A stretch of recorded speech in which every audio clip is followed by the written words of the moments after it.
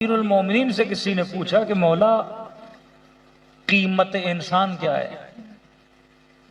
کائنات میں ہر چیز کی قیمت ہے۔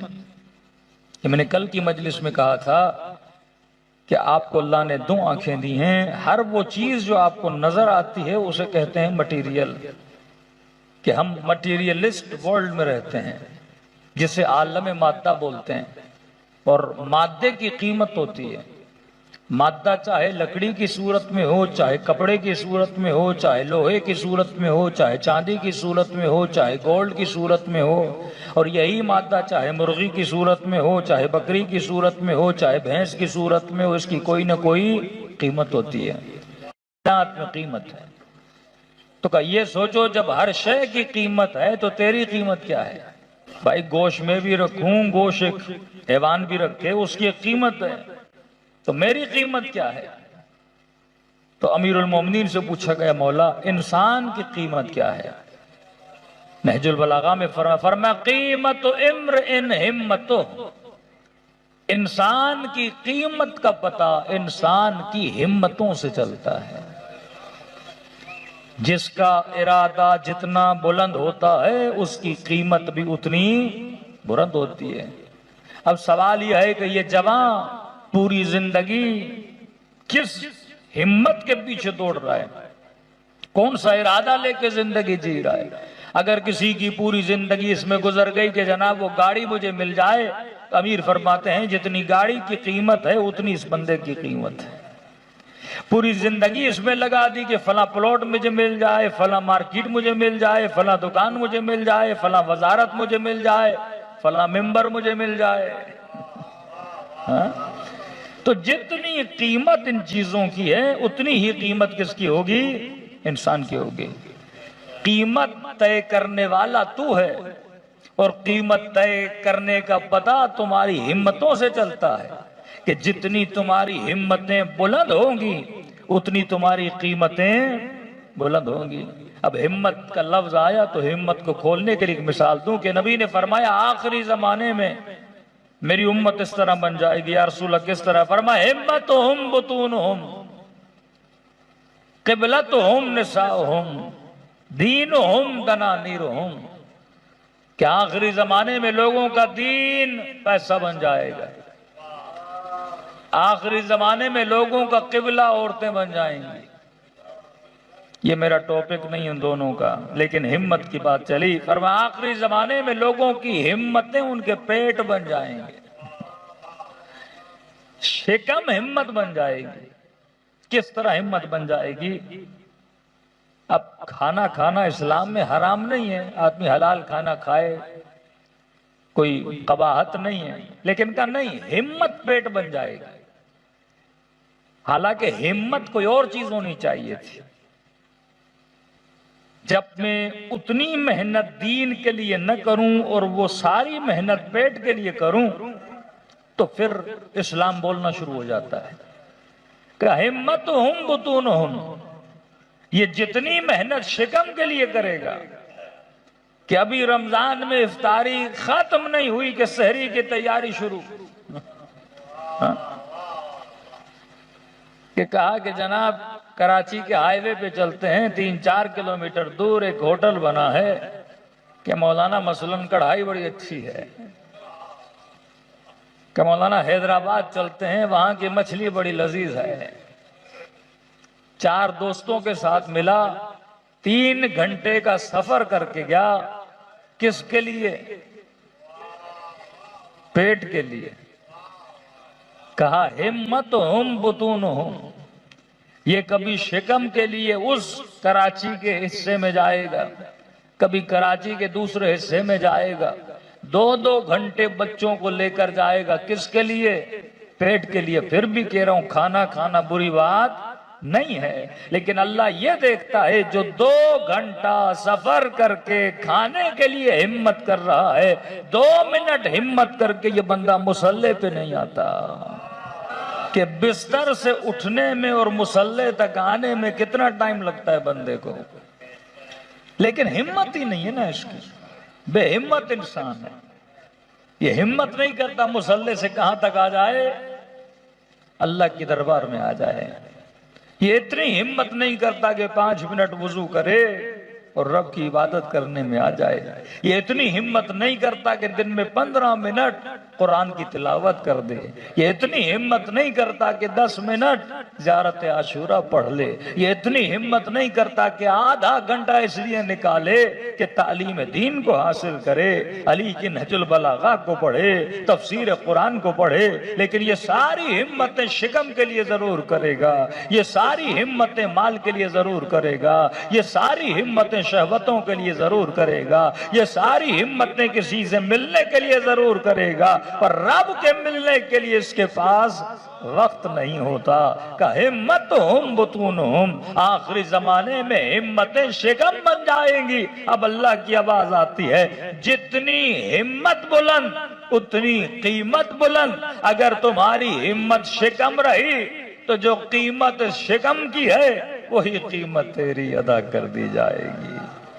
تو انسان کو سوچنا چاہیے کہ واقعاً میری ہمت کیا ہے. ہمت مطلب میرا ہدف, جس کے لیے میں محنت اور زحمت کرتا ہوں, اپنا پورا زور لگا دیتا ہوں. وہ کیا ہے آج کل دنیا میں کہ مولا حسین پوری طاقت لگا رہے ہیں کربلا میں آنے تک کے لیے. کوفے میں اور کربلا میں فاصلہ کتنا ہے؟ بندہ پیدل چلے تو 3 دن, اسپیڈ سے چلے تو 2 دن. اگر کوفے والے پیدل بھی چلتے تو امام حسین تک پہنچ جاتے. ہمت نہیں تھی, حسین تک وہ تنہا رہ گئے. سارا کمال دنیا میں کس چیز کا ہے؟ ہمت کا ہے. 40,000 مسلمان مارے جاتے ہیں اور بے ہمت مسلمان دیکھ رہے ہوتے ہیں. اگر ہمت مرداں تو مدد خدا.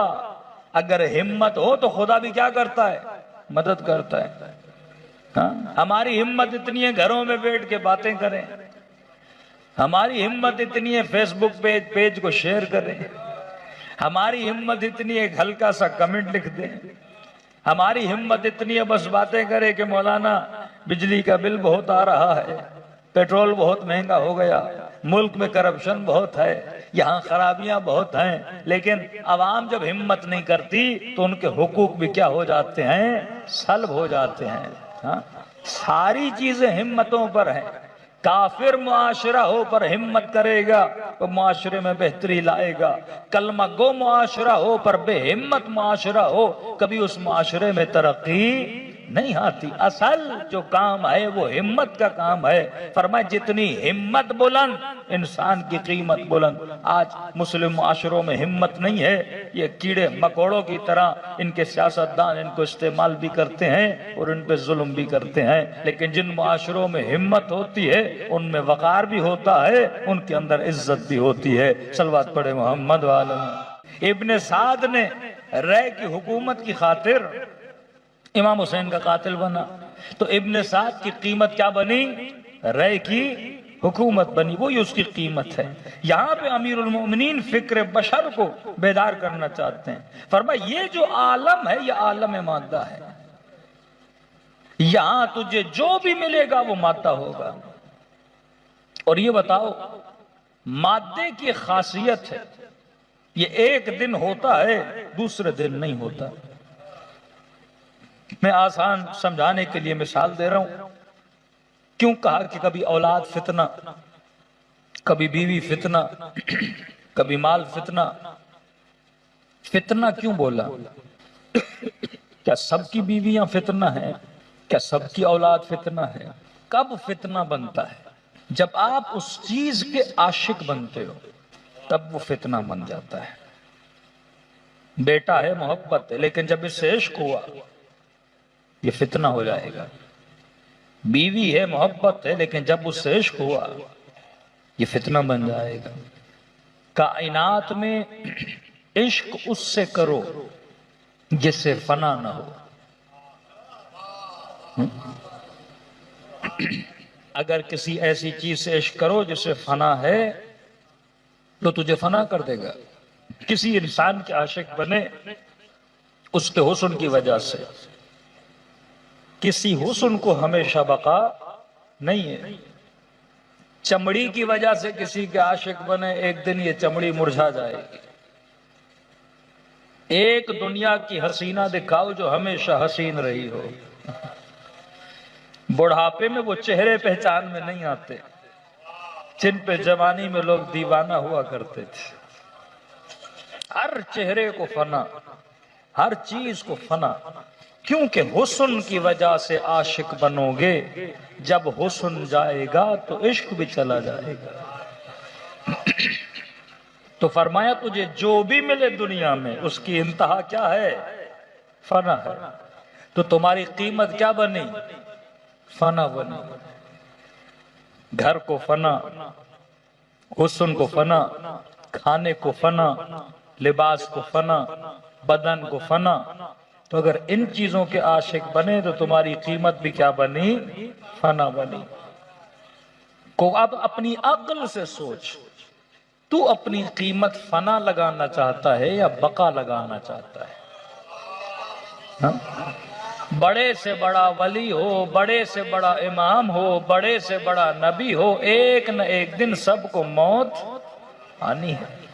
اب ایسے وجود کے عاشق بنو جسے کبھی موت نہ آئے۔ کہا وہ کون ہے؟ آواز آئی قل هو اللہ احد اللہ الصمد لم یلد ولم یولد ولم یکن لہ کفوا احد، جس کی برابری کرنے والا کوئی نہیں۔ آواز آئی کل من علیہا فان ویبقى وجہ ربک ذو الجلال والاکرام۔ کبھی کائنات کے سب سے عقل مند ترین بندے اگر کسی کی دربار میں جھکتے ہوئے نظر آئے وہ رب عالمین کی دربار تھی۔ کبھی علی سجدے کرتے ہوئے نظر آئے، کبھی حسین سجدے کرتے ہوئے نظر آئے، یہاں تک کہ سر کٹ گیا پر نوک نیزہ سے رب کے ذکر کو نہیں چھوڑا۔ صلوات پڑھے محمد و آل محمد۔ کائنات کا خاصہ ہے کہ کائنات میں ہر چیز کو اللہ نے کیا دی ہے؟ فنا دی ہے، اور انسان کو عقل دی کہ بندے خدا عاشق فنا نہ بننا، عاشق بقا بننا۔ کبھی بار بار سمجھایا کہ خلق الانسان ضعیفا، میں نے انسان کو کیا بنایا؟ ضعیف بنایا۔ بدن کے اعتبار سے انسان ہر حیوان سے ضعیف ہے، دماغ کے اعتبار سے ہر حیوان سے طاقتور ہے۔ تو انسان کی طاقت انسان کی سلیکشن ہے، انسان کی طاقت انسان کا اختیار ہے، انسان کی طاقت انسان کا عقل ہے، انسان کی طاقت انسان کی لاجک ہے۔ تو جس چیز کو اہل بیت مضبوط کرنے آئے وہ بدن نہیں تھا، وہ انسان کا عقل تھا۔ فرمایا بدن کی غذا یہ مرغی اور چرغے ورغے، یہ تو امیر شام کے سفرے پہ بہت زیادہ تھے۔ علی کے پاس کوئی آئے تو ابلے ہوئے کدو، جو کی سوکھی روٹی، لیکن وہاں جائے تو لذیذ کھانے، کیونکہ علی جسم کو طاقت دلانے کے لیے نہیں بھیجے گئے تھے۔ یہ کھانے تو ہر جگہ مل جاتے ہیں، یہ بتانے کی ضرورت نہیں ہے۔ فرمایا یہ دماغوں کو مضبوط کرنے کے لیے آئے تھے، یہ عقل کو مضبوط کرنے کے لیے آئے تھے۔ تو جسم کی خوراک ہے غذا، عقل کی خوراک ہے علم۔ تبھی فرمایا انا مدینۃ العلم وعلی بابھا، میں شہر علم ہوں اور علی کیا ہے؟ دروازہ ہے۔ یہ معاشرے میں جو تفریق دیکھ رہے ہو کہ کوئی سنی بنا، کوئی شیعہ بنا، کوئی بریلوی بنا، کوئی حنفی بنا، در علی پہ کب کون آتا ہے؟ جب علی سے غذائے علم لیتا ہے۔ یہاں سے علم کی غذا لے گا، عقل بڑھے گی، اور جب عقل بڑھے گی تو علی کے علاوہ کسی کو امام ماننے کے لیے تیار نہیں ہوگا۔ آپ نے امیر المؤمنین کو امام مانا کیونکہ آپ کی عقلیں کیا ہیں؟ بلند ہیں۔ تو یہ وہ دروازہ ہے جو انسان کو غذائے علم عطا کرتا ہے، اور جب علم آتا ہے تو انسان صاحب بصیرت بنتا ہے۔ جب علم آتا ہے تو حجاب ہٹ جاتے ہیں، اب انسان حقیقت تو دیکھنا شروع کر دیتا ہے۔ بچہ چھوٹا ہے، یہ کھلونوں کا عاشق ہے، بڑا آدمی کبھی کھلونوں کا عاشق نہیں بنتا۔ بچے کو سائیکل پسند ہے، بچے کو کھلونا پسند ہے، تھوڑا جوان ہوا یہ گاڑی کا عاشق بن جائے گا، لیکن جیسے جیسے عمر بڑھتی ہے، جسم بڑھاپے کی طرف جاتا ہے پر عقل بلوغ کی طرف جاتی ہے، اب اسے سمجھ آتا ہے کہ کھلونے کھیلنے کے لیے ہوتے ہیں، عشق کے لیے نہیں ہوتے۔ کئی ایسے لوگ ہیں جنہوں نے زندگیاں تباہ کر دی، کسی خاتون نے کسی مرد کے لیے زندگی تباہ کر دی، کسی مرد نے کسی عورت کے لیے زندگی تباہ کر دی، کیونکہ سمجھ ہی نہ سکے کہ اصل میں عشق کس سے کرنا ہے۔ یہ عالم مجاز ہے، یہاں ہر چیز یوز اور استعمال کے لیے ہے حلال طریقے سے، لیکن یہاں پہ اگر کسی چیز پہ رک گئے تو سمجھو یہ تمہاری فنا کا دن ہے۔ یہاں گزرنا ہے، ایک صراط ہے جہاں پہ چلنا ہے اور ایک منزل تک پہنچنا ہے، اور وہ منزل عشق کی منزل ہے، وہ منزل معرفت کی منزل ہے، وہ منزل خدا کی ملاقات کی منزل ہے۔ کہ اصحاب حسین یہ نعرہ لگا رہے تھے کربلا میں کہ ان علی نیاتنا و بصائرنا، کہ ہم صاحب بصیرت ہیں، ہم با ہمت لوگ ہیں، ہمیں پتا ہے کہ ہم کربلا کے میدان میں کیوں آئے ہیں، اور یہ کہنے لگے کہ اے لشکر یزید تم ہمیں موت سے ڈراتے ہو، جبکہ ہمیں موت سے کوئی خوف نہیں ہے، کیونکہ ہمیں پتا ہے کہ موت فنا نہیں ہے بلکہ رب کی ملاقات کا نام ہے۔ آج ہماری نسلیں، آج ہمارے بچے کیا دن میں 15 منٹ علم کے لیے نکالتے ہیں، 2 گھنٹے فیس بک پہ، 3 گھنٹے ٹک ٹاک پہ، 4 گھنٹے انسٹاگرام پہ، لیکن سوال یہ ہے کتنے گھنٹے ہم علم کے لیے نکالتے ہیں؟ بہترین کتاب تفسیر قرآن ہے، بہترین کتاب، ہمیشہ کہہ رہا ہوں صرف دن میں 15 منٹ تفسیر قرآن کے لیے نکالیے، کسی بھی عالم کی تفسیر کا انتخاب کریے، 15 منٹ تفسیر قرآن پڑھیے، جیسے آقا شیخ مرحوم محسن نجفی صاحب کی تفسیر ہے، بہترین تفسیر ہے، ڈیلی 15 منٹ نکالے۔ یہ وہ قرآن ہے جس کے اندر اخلاق بھی ہے، فقہ بھی ہے، تاریخ انبیاء بھی ہے، فضائل اہل بیت بھی ہیں، معاد بھی ہے، قیامت بھی ہے، صفات خداوندی بھی ہے، معاشرے میں کیسے اٹھنا بیٹھنا ہے یہ بھی ہے، جنت کا ذکر بھی ہے، جہنم کا ذکر بھی ہے، یعنی کوئی بھی کائنات کی ایسی کتاب نہیں جو اتنی جامع اور اتنی کامل ہو۔ اور میں نے کئی جوانوں کو کہا، میں نے کہا چیلنج کر کے کہہ رہا ہوں، ایک مرتبہ تفسیر قرآن پڑھ لو گے تو ایک سادہ سے عام سے مولانا حضرات جو ہوتے ہیں ان سے بھی زیادہ علم آپ کے پاس آ جائے گا، کیونکہ صاحب علم بنو گے تو کوئی آپ کو گمراہ نہیں کر سکے گا۔ چلے آؤ اے ابن مشکل کشا